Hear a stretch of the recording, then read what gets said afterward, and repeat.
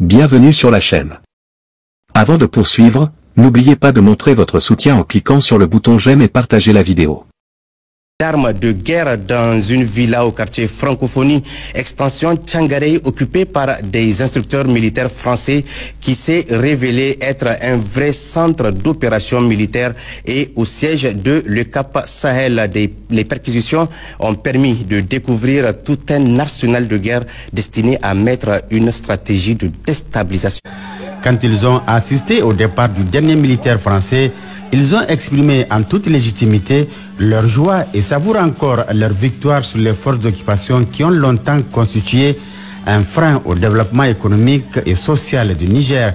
Les Nigériens ont dans la foulée vu plusieurs conteneurs de matériel convoyés vers le Tchad et des vols réguliers en direction de la France à partir de Niamey, laissant croire qu'ils sont partis avec la totalité de leur matériel. Logiquement, à partir de ce constat, personne ne peut imaginer que ces militaires français ont laissé sciemment derrière eux tout un arsenal de guerre en plein centre-ville de Niamey qui en dit long sur leur intention. Une intention exprimée d'ailleurs publiquement en son temps par un expert français en renseignement sur la chaîne LCI. Notre ambassadeur et notre contingent n'étant plus otages au Niger, en quelque sorte, dans cette position de Fort Alamo, nous aurons peut-être plus de latitude pour monter des opérations de déstabilisation, cette fois-ci plus clandestines. C'est dans cette même logique que l'ancien ambassadeur de France au Niger, Sylvain Ité, a déclaré lors de son audition à l'Assemblée nationale que la France dispose encore sur place au Niger des contacts avec lesquels elle continue à travailler. Nous suivons grâce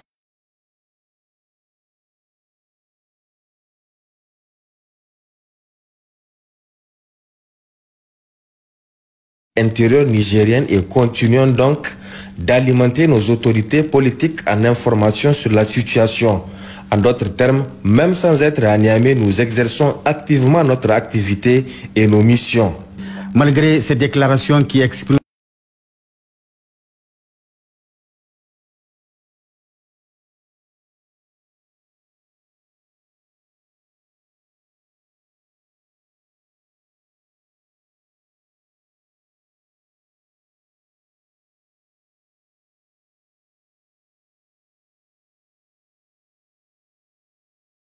et son gouvernement ont choisi la voie du déni.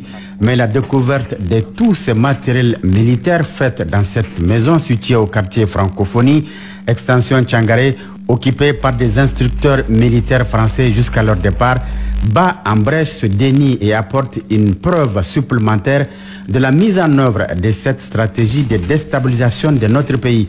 En effet, des perquisitions opérées les 19 et 20 février 2024 dans cette maison et dans les locaux du siège de Cap Sahel à Niamey par une équipe mixte de la gendarmerie, de la police scientifique et de la police judiciaire ont permis de faire une découverte qui donne froid au dos. Il s'agit d'un vrai centre d'opération militaire, en même temps une cache d'armes.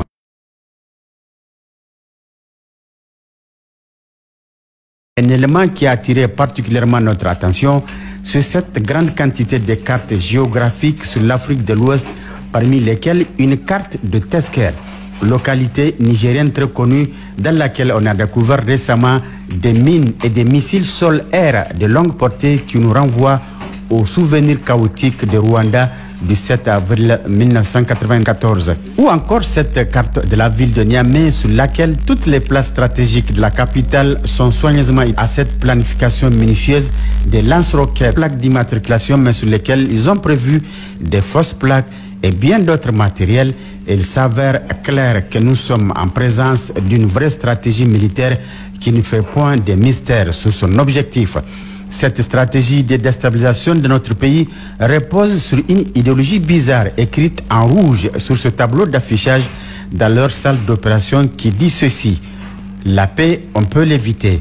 Alors pourquoi éviter cette paix quand on déclare la désirer à tout bout de champ? Ici, le mensonge est tellement gros qu'il n'est plus possible de le cacher. Mais quand on construit un partenariat